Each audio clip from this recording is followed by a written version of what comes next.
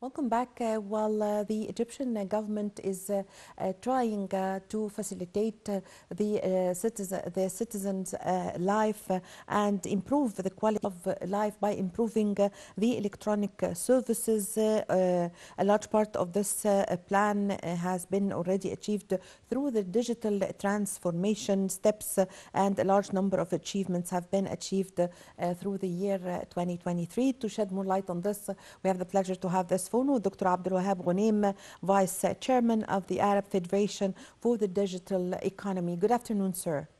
Yeah, good afternoon. Dr. Ghoneim, what are the most important issues of the development of the digital economy in Egypt in 2023? Yeah, I think the ICT sector in Egypt made several achievements in different levels. The first level, he's sharing with the other government entities in building Digital Egypt, which is involved in large numbers of projects and initiatives that aiming to drive the digital transformation for the government entities. Second track, the ICT sector trying to attract the foreign investment from the biggest digital companies in all over the world, and at the same time stimulating technological innovation and entrepreneurship in Egypt.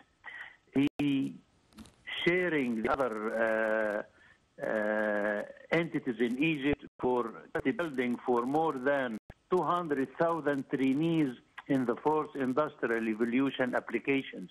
At the same time, he's sharing by around 5% in the Egyptian GDP, and he is increasing annually by around 17%.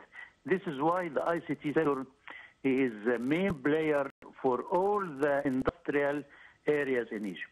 Yes, Dr. Ghoneim, also one of the important steps of the digital transformation is moving the ministries to the new administrative capital. So what does this transition provide, or the importance of this?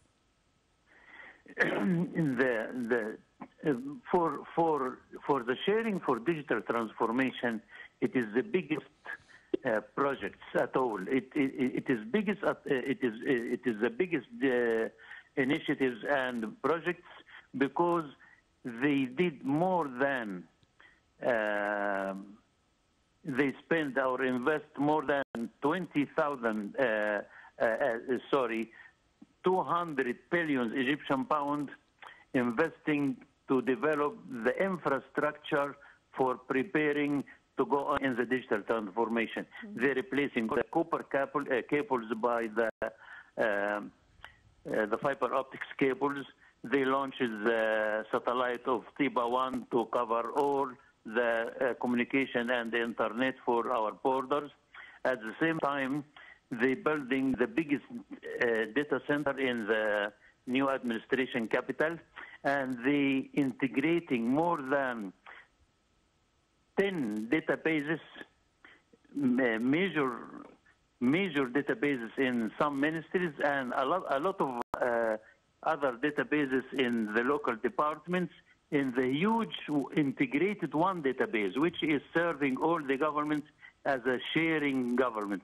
At the same time, they're building Egypt platforms, which offer more than 170 online services to the Egyptian people. Now, more than 5 million people using these Egypt platforms to get their services and paying online, which is serving the Egyptian people to build online banking and all the online services. Yes. So, Dr. Ghoneim, also the importance of the smart cities or the integrated cities that Egypt have established since President Abdel al-Sisi came to office. We have several examples of these cities, like, for example, El Galala Plateau, like El Alamein, the New Alamein, or other also cities. The importance of these cities, and could you name other cities that Egypt have been establishing? Yeah, Egypt announces that they're planning to build around 30 new smart cities. The biggest one is the new administration capital, and New Alamein, New Mansoura, El Galala, and New Asyut. A lot of them working now. These smart cities, it is completely controlled by computers. They controlling the transportation, controlling the climate, controlling the even security, controlling all the infrastructure, even the digital infrastructure or the water and gas and all these cables, which is using now a lot of energy and new energy. Most of these new smart cities using renewable energy. At the same time, we using or investing a lot of money for training our youth people to working in these smart cities, because these smart cities using training people for technology, for the virtual reality and internet capacity, and smart cities platforms, and all this technology as a part of the fourth industrial revolution. This is why most of the new universities in Egypt now have college for internet or Internet of Things and artificial intelligence and all these new subjects. Yes. So, Dr. Ghoneim, also, what are Egypt's most achievements in 2023 in the development of information technology as we are approaching the end of 2023? I think the ICT sector now achieved a lot of things and got a lot of awarded international awarding, especially in outsourcing. Now we're ranking worldwide the third country in outsourcing. And again, for the digital transformation maturity, we ranked to be in Group A. We achieved a lot of KPIs worldwide through the telecommunication union authorities and through the World Bank. Yes, Dr. Ghoneim, the electronic transactions save time, they save money, they are very important in order to cope with the international system, but they may stop suddenly. So what are the alternatives or the alternative plans when the electronic system stops? Yeah, and I think now, the ICT sector playing the biggest role in the online banking and the money transfer and all these things.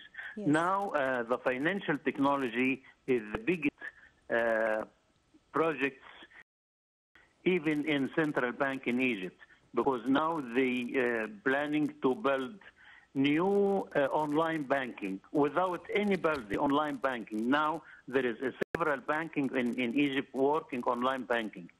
And all the people now have their online banking account on their mobiles, on their smart, and even laptops and everywhere. And some banks doing online banking branch, only the branch. This, I think, needs the high-speed internet, which is now in Egypt. We by developing our digital infrastructure, we moved from 5 megabits per second as internet speed. Now we are working on 55 megabits per second, which is the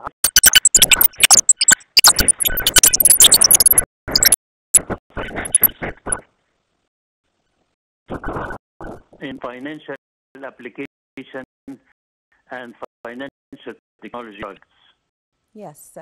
I thank you very much for your time. Thank you for your valuable information, Dr. Ghoneim, Vice Chairman of the Arab Federation for the economy. Thank you very much for joining us over the phone. I really had the pleasure to have this phone with you. Well, with this, my dear viewers, we come to the end of this episode of Program Time. My name is Amal Mukhtar. Thank you for watching.